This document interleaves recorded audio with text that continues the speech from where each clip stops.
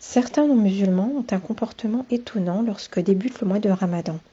Vous avez par exemple les collégiens non-musulmans qui, après l'heure du midi, disent à ceux qui jeûnent « j'ai bien mangé ». Il y a aussi l'exemple d'un surveillant qui demande après l'heure du midi au jeune collégien musulman s'il a bien mangé également. Vous avez aussi l'exemple d'une institutrice qui ne dit jamais bon appétit tout au long de l'année et se met à vous le souhaiter tout le mois du Ramadan. Ce que ces personnes ne doivent sûrement pas savoir, c'est que le musulman qui jeûne a un rapport différent avec la nourriture qu'un non-musulman. C'est encore plus vrai pour celui qui vit dans un pays non-musulman. Depuis maintenant de nombreuses décennies, des millions de musulmans jeûnent en pays non-musulman. Et ils croisent à chaque instant de leur vie des personnes qui ne connaissent rien du jeûne. Dès lors, un musulman n'a aucun souci à s'asseoir à votre table pendant que lui jeûne et vous êtes en train de manger ou de boire, quand bien même il ferait 40 degrés.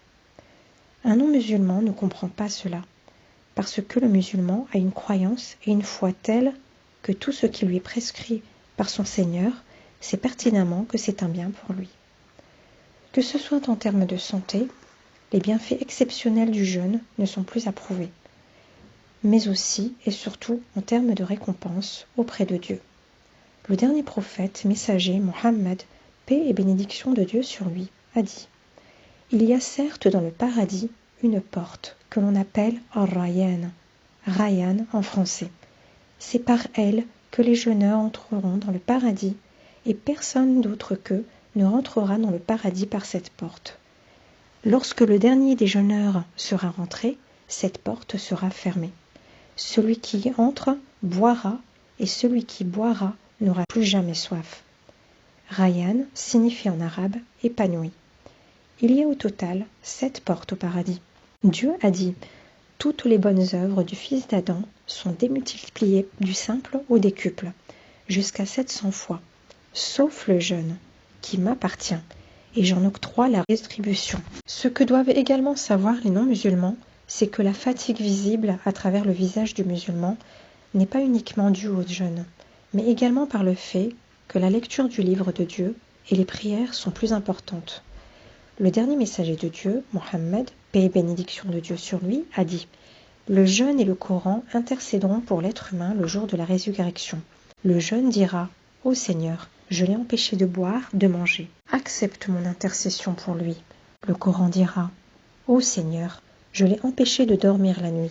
Laisse-moi intercéder en sa faveur. » Alors ils intercéderont. Et ce que doivent savoir également certains non-musulmans, c'est que le mois de Ramadan n'est pas le seul mois où le jeune musulman peut jeûner. Le jeûne pendant le mois de Ramadan est obligatoire pour le musulman.